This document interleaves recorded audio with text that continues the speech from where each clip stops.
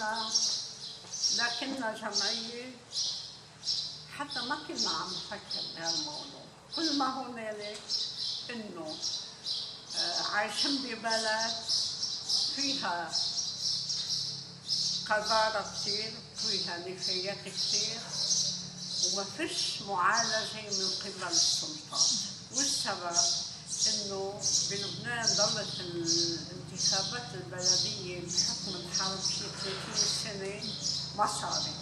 بهال 30 سنة توفى رئيس البلدية وعدد من الأعضاء. كل ما بقي من البلدية هو الكاتب وسيارة قديمة لجمع النفايات عليها سائق بيعمل على مزاجه، لأن ما فيش حدا عم يقول له اعمل هيك أو نظف أو كذا. فالنفايات تتراكم وحشرات وقوارض وهذا. فأنا الفكرة كيف خطرت ببالي، كنت مر بطرقات البلدة، شوف مثلا برميل النفايات، والبرميل كان وزعوا نادي بعرب صليم، يعني مش البلدية أو السلطات. حاطين مثلا صندوق كرتون أو حاطين كرسي أو ترابيزة أو أشياء من هالأشياء الصلبة بقلب البرميل. هن أوصافها براميل مشان التوفير كمان. وبقايا النفايات العضوية حول البرميل، وهي مرت على البسينات وللكلاب وإلى آخره. وخاصة كمان الجرادين اللي نصحت وسمت على النفايات. فقلت أنا إذا أصلاً ما حطينا هالأشياء هي الصلبة، هي ممكن إنه نحتفظ فيها وتضل إنه عنا بالبيت بانتظار إنه نلاقي لها حل، يعني لأنه مش معقولة مثلاً كدسها بالبيت إلى ما لا نهاية. هي الفكرة اللي بدأت فيها. وأنا على فكرة كنت سابقاً قبل ما أطلع على التقاعد علمت بعرب صليب وعلمت بثانوية النمطية الرسمية للبنات. في اسم من الستات عرب صليب أنا علمتهم، يعني إلي نوع من الدالة عليهم، يعني بيسمعوا كلمتي.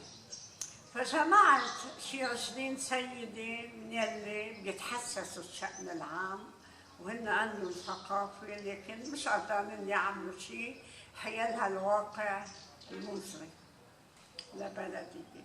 علما انه المنطقة كان بعدها تحت الاحتلال الاسرائيلي. نحن عم نحكي بال 93، اسرائيل ما طلعت من المنطقة الا بال 2000 في 7 سنوات. لكن المبادرات الشخصية والحماس فعلت فعلا. وحدة من الأعضاء هي مش موجودة معنا هلا، قدمت حديقة بيتها من شان هالنفايات المجمعة بهالحديقة، وأنا قدمت حديقة بيتي، لأنه مش معقولة الست اللي تفرز نفاياتها تضلها بكدستها إلى ما لا نهاية. ما عندنا سيارة، صرت تقول للستات اللي معهم سيارة انت بطريقك انتو جايبي كيس النفايات اللي عندك، بدي اجيب لك كيس فلاني كيس فلاني. تعاوننا مع بعضنا لحتى قدرنا اخرجنا نوع من المصداقية لهالشغلة يلي بدنا نعملها.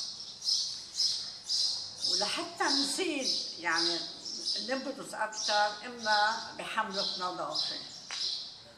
حملة النظافة أدهشت الجميع، إنه مش مألوف إنه ست تحمل مكنسة وتكنس الشارع.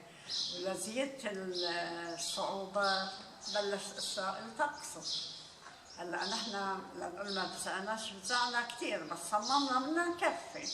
يومتها كتبت النهار حملة نظافة تحت وقع دوي القنابل.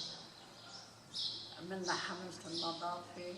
هلا الرجال بتعرفي بمجتمعاتنا يعني مش كثير بيقبضوا المرأة، يعني انه هلا اذا نحن يعني مرأة كانت بارزة شخصية بيقولوا اخت الرجال انتبهي، يعني انه الرجال هن بالمقدمة.